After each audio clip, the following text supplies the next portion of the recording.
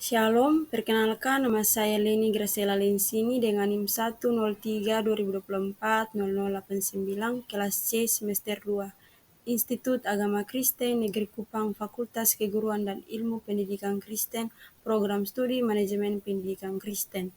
Baik, di video kali ini saya akan menyelesaikan salah satu tugas pendidikan inklusif dengan materi desain perencanaan pendidikan inklusif.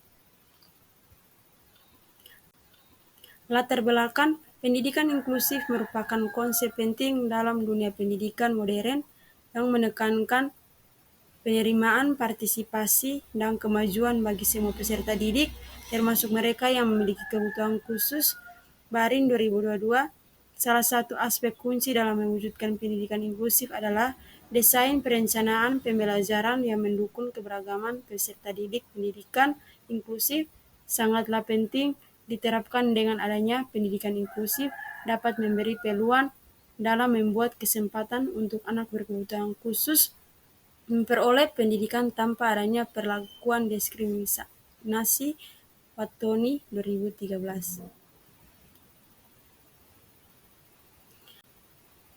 Selanjutnya, anak berkebutuhan khusus adalah anak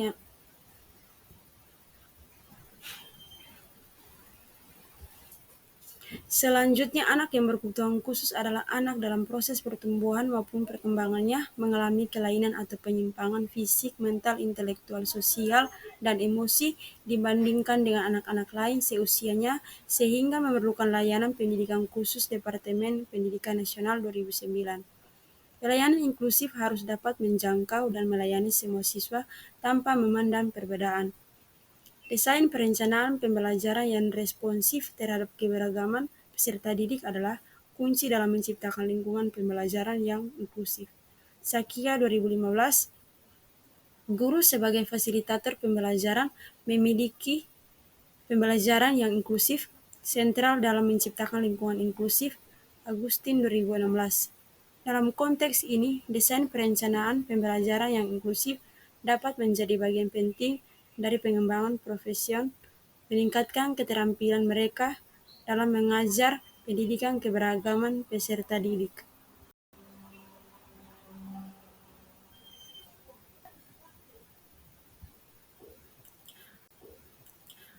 Adapun proses pembelajaran inklusif, kurikulum yang digunakan dalam penyelenggaraan pendidikan inklusif pada dasarnya menggunakan kurikulum regular yang di sekolah umumnya. Strategi pembelajaran anak berkebutuhan khusus pada prinsipnya dilakukan dengan memperhatikan keberagaman kondisi dan kemampuan belajar dalam proses pembelajaran, yakni menyiapkan RPP atau modul ajar, materi, dan media secara klasikal, di mana untuk siswa regular sama dengan siswa inklusif maupun perlakuan untuk siswa inklusif dibedakan sesuai kemampuan siswa.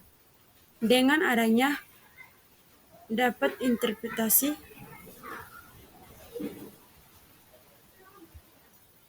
Dengan demikian, dapat diinterpretasikan bahwa media pembelajaran yang baik harus bias memenuhi beberapa syarat dengan sesuai kebutuhan siswa inklusif.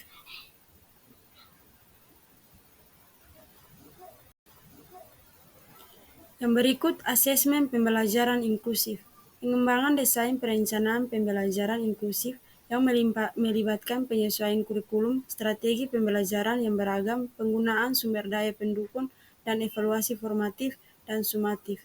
Pemberdayaan guru untuk memahami kebutuhan belajar peserta didik dengan keberagaman, merancang strategi pembelajaran yang mendukung, dan membuat penilaian inklusif. Adapun jenis-jenis pendidikan inklusif. Yang pertama, disabilitas fisik, yaitu anak mengalami gangguan pada fungsi tubuh seperti kesulitan bergerak, berjalan, atau menggunakan tangan. Yang kedua, disabilitas penglihatan, yaitu anak mengalami hambatan penglihatan total atau sebagian loss vision. Yang ketiga, disabilitas pendengaran, yaitu anak mengalami hambatan dalam mendengar yang baik, sebagian tuli ringan maupun seluruhnya tuli total.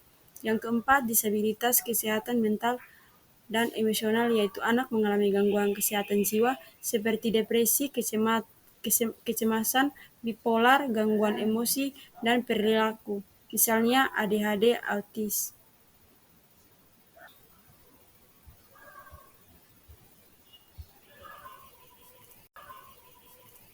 Kesimpulan, desain perencanaan literasi inklusif dilihat dari aspek identifikasi dan asesmen yang merupakan analisis mendalam oleh guru pembimbing khusus dan tenaga medis hasil identifikasi dan asesmen yang menggambarkan kondisi peserta didik berkebutuhan khusus.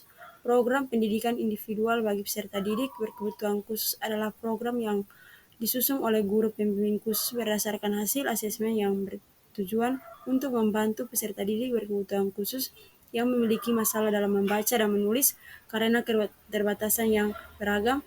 Pelaksanaan pendidikan inklusif dilihat dari asesmen yang dimodifikasi, strategi pembelajaran yang baik, literasi dan pendampingan siswa inklusif. Demikian hasil presentasi dari saya, sekian dan terima kasih. Shalom.